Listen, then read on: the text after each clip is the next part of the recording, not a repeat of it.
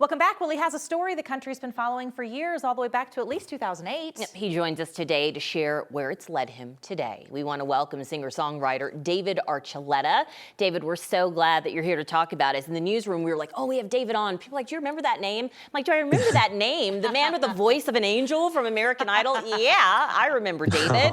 And you're going to make a stop in Denver soon to celebrate your New York Times bestselling memoir, Devout, Losing My Faith to Find Myself. Can you tell us about your book?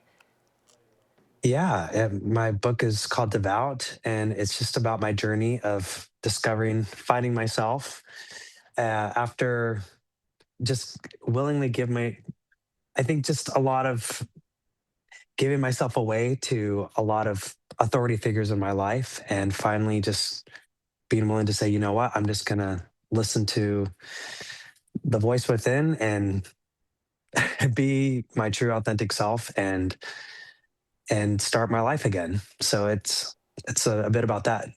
You know, growing up is not easy for anyone, David, but to have to do so in the public spotlight and work through things that everyone has to work through, any type of thing you have to overcome in your life, but to do so publicly. Does this book really dives into that experience as well? Yes. Yeah, it's about coming to terms with something that I thought wasn't okay about myself, and learning how to make life transitions that I didn't think were okay to make. I thought, this is all I know, like with my faith and beliefs, or just staying in the closet. And it's about seeing the benefits and how liberating it can be to make those scary choices. It feels like you're jumping off of a high cliff, but it's like you start flying, instead of falling. So hopefully it helps people to make those scary decisions and scary jumps as well. And you are still making music. Has it been, oh my God, excuse me, just sneezed. Is it, I guess, thank you, more difficult to make music now that you're kind of living in this truth and you're talking about, right, some serious deep themes? How is like songwriting and releasing music now on the other side of that changed? I think it was letting out a lot of that built up bad air. And when you let that out, it becomes a lot easier to go for things and try and just speak, because I feel like music is art, it's expression. And I think when you're able to be authentic, it's a lot more powerful. And it's a lot more fun. It's a lot more fun to create from a space where you don't feel held back and limited. So it's been a lot of, it's been a lot of fun to create from that space for where I am today. Well, and music is another way you can reach people, right? It's a message you can give to people, but now you also have this book and your writings and your story. What are you hoping that people who read this and continue to follow your career really take away from the message you're trying to say?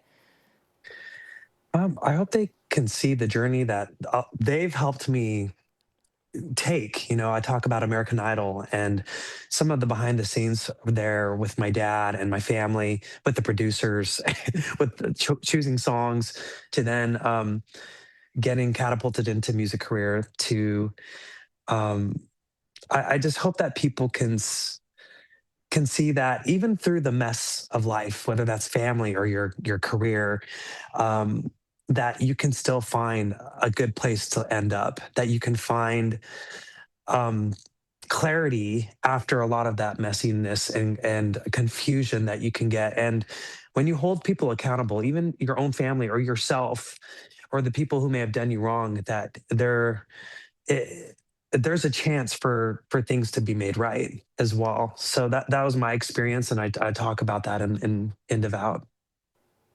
I love that. That's such a powerful message. And I think something people can learn from, and also just great to celebrate you and your career. David, thank you so much for sharing some time with us today. You're going to be in Denver. I want folks to know May 5th at the Colfax location of the Tattered cover bookstore. We'll be excited to host you then. And if folks are looking for tickets, they can still find them online. So thanks for your time today. Thanks for having me. I look forward to seeing whoever wants to come. I know it's Cinco de Mayo, but hopefully we can celebrate a little. That's perfect. Yeah, there's synergy there, right? Yeah, right. I'm Hispanic, so. There we go. David, thank you. Congratulations on all your success. And Denver, we'll see you soon.